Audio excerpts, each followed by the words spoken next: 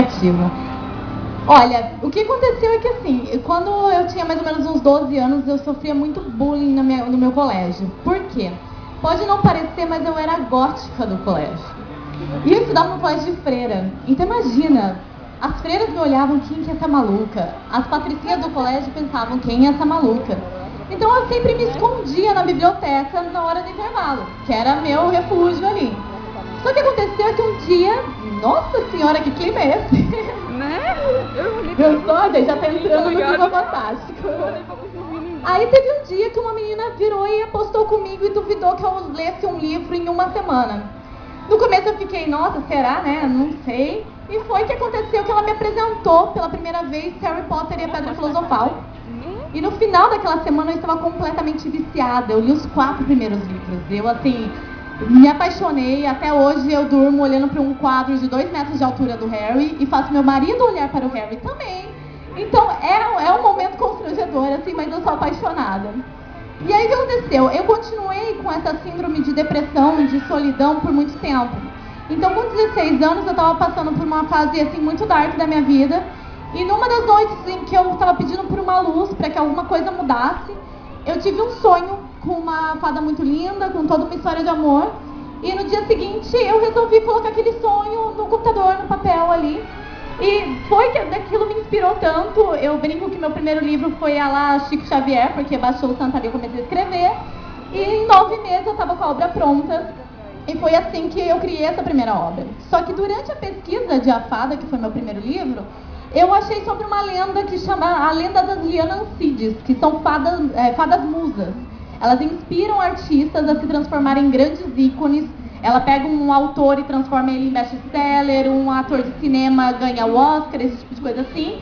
Ela suga a energia dele ao ponto dele se enlouquecer e se apaixonar por ela. E quando ela parte para a próxima vítima, ele realmente está tão maluco, tão obcecado por aquilo, que ele acaba cometendo suicídio. Por que eu escrevi uma coisa assim tão grave, né? Tão diferente? É porque eu quis passar um pouquinho para essa nova geração que às vezes sofre calada o que eu passei com a depressão e com tentativa até de suicídio na família. E são temas muito fortes, mas que hoje em dia a geração tá lidando. Tem muita menina de 12, de 14 anos com depressão e que às vezes não conseguem chegar até os pais, não conseguem chegar até um psicólogo, ou quando chega eles não entendem. Então eu falei, poxa, sem moral alguma, mas eu quero passar um pouquinho da minha história. E essa fada me chamou muita atenção, porque toda vez que eu via um Kurt Cobain, uma Amy Winehouse da vida morrer de uma forma tão diferente, né, tão triste, eu falava, pô, certeza que é aquela fada que tá atacando, sabe? Eu tô achando que se a Ellie James dos 50 Tons de Cinza morrer logo, foi a fada, tá, gente? Porque o fenômeno foi incrível. E tá sendo mais ou menos assim a minha estrutura literária, o que eu gosto sempre de passar um pouquinho da minha vida também na história, porque tem muito disso no autor. E o meu processo criativo também, trabalhar todo dia, porque, sim, escritor é uma profissão. Acho que é mais ou menos isso, né, Rafa?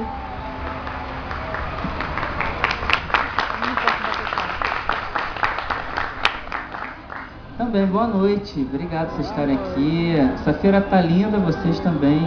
Eu não sei o que é mais bonito nessa feira aqui.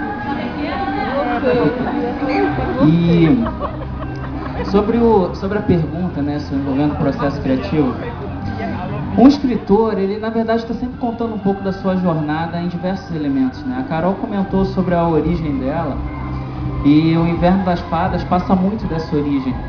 Então, isso vai acontecer com todos os escritores que a gente tem acesso.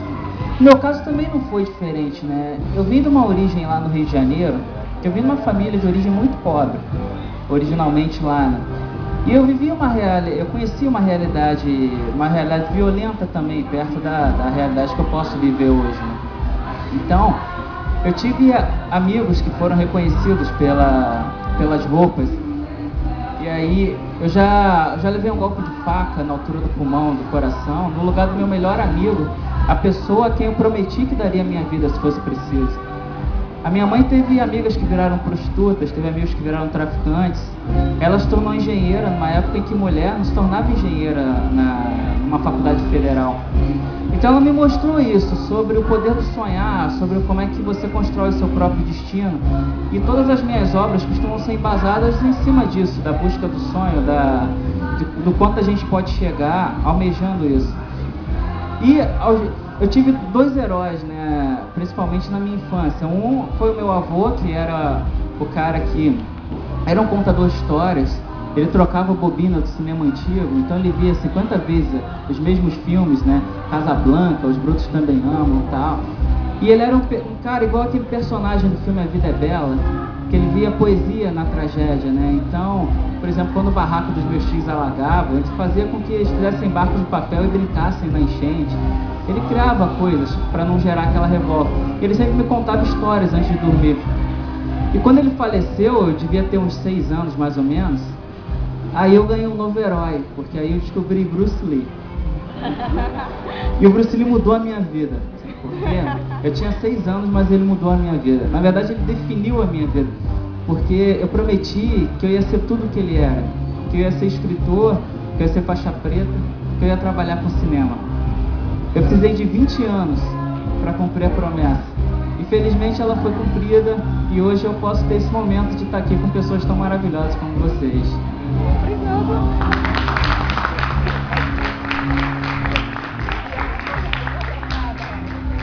Rafael, Carol, contando aqui as experiências fantásticas das vidas dos dois. E a gente percebe que vocês dois tiveram experiências pessoais